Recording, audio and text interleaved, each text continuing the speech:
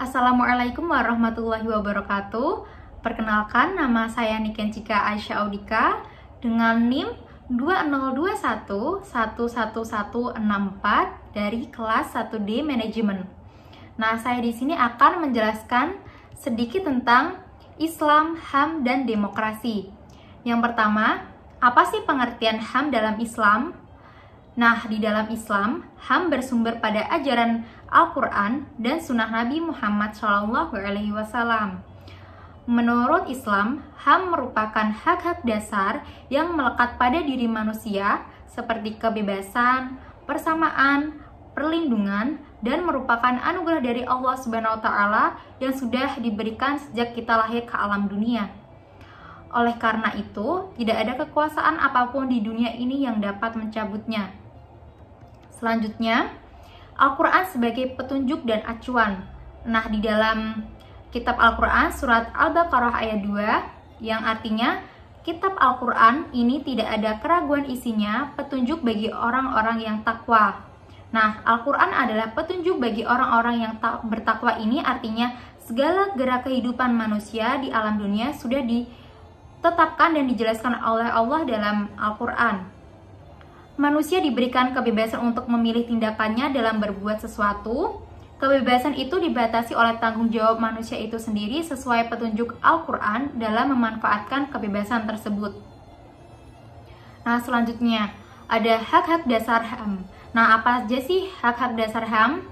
Nah, yang pertama, hak persamaan dan kebebasan yang isinya hak kebebasan memilih agama. Nah, prinsip kebebasan beragama ini dengan jelas disebutkan dalam Al-Quran surat Al-Baqarah ayat 256, yang artinya tidak ada paksaan untuk memasuki agama Islam, dan Quran surat Al-Kafirun ayat 6, yang artinya untukmulah agamamu dan untukkulah agamaku. Ada hak kebebasan bertempat tinggal dan mencari tempat tinggal atau suaka. Nah, ada lagi persamaan di dalam politik dan hak mengeluarkan pendapat, hak berpartisipasi dalam politik dan pemerintahan, ada juga hak wanita sederajat dengan pria atau sama. Nah, selanjutnya ada hak hidup, perlindungan dan kehormatan. Nah, ada yang isinya hak hidup dan memperoleh perlindungan, hak atas kehormatan pribadi, hak anak dari orang tua, hak memperoleh pendidikan dan berperan serta dalam perkembangan iptek, hak untuk bekerja dan memperoleh imbalan, dan ada hak tahanan atau hak narapidana.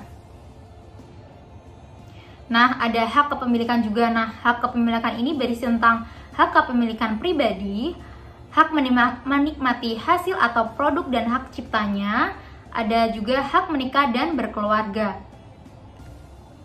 Selanjutnya ada HAM menurut pandangan Islam dan Barat. Apa sih HAM menurut pandangan Islam dan pandangan Barat?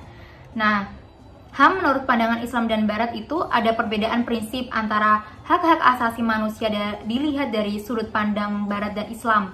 Nah, hak asasi manusia menurut pemikiran Barat semata-mata bersifat antroposentris, yang artinya segala sesuatu berpusat kepada manusia sehingga manusia sangat dipentingkan. Sedangkan dari sudut pandang Islam bersifat teosentris, yang artinya segala sesuatu berpusat pada Tuhan sehingga Tuhan sangat dipentingkan. Kita masuk ke demokrasi. Nah, demokrasi dalam pandangan Abraham Lincoln, yaitu demokrasi adalah suatu sistem pemerintahan dari rakyat, oleh rakyat, dan untuk rakyat. Lalu, bagaimana sih demokrasi dalam Islam? Nah, demokrasi dalam Islam dilandasi 3 hal. Yang pertama yaitu ada musyawarah atau syura.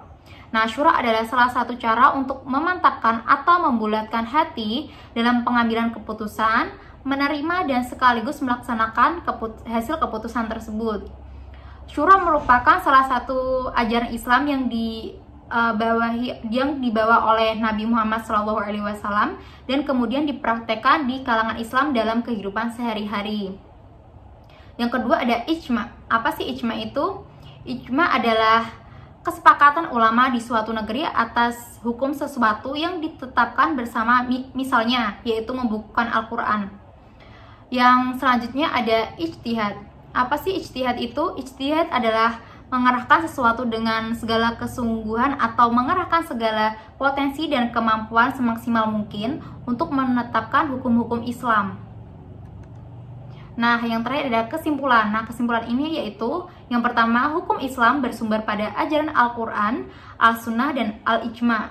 Yang kedua, HAM dalam Islam merupakan hak-hak dasar yang telah dianugerahi oleh Allah Subhanahu wa Ta'ala sejak kelahiran di dunia ini, sehingga tidak ada satu kekuasaan pun di dunia ini yang dapat mencabutnya. Yang ketiga, dalam demokrasi Islam untuk menyelesaikan masalah selalu digunakan syura, yaitu menetapkan atau membulatkan hati dalam pengambilan keputusan, menerima dan sekaligus melaksanakan hasil dari keputusan tersebut. Yang terakhir ada ijma. Menurut fikih berarti persamaan pendapat antara fuqaha atau mujtahidin mengenai hukum tentang suatu kasus atau peristiwa yang baru di dalam masyarakat. Nah, segitu aja penjelasan dari saya. Kurang lebihnya mohon maaf. Wassalamualaikum warahmatullahi wabarakatuh.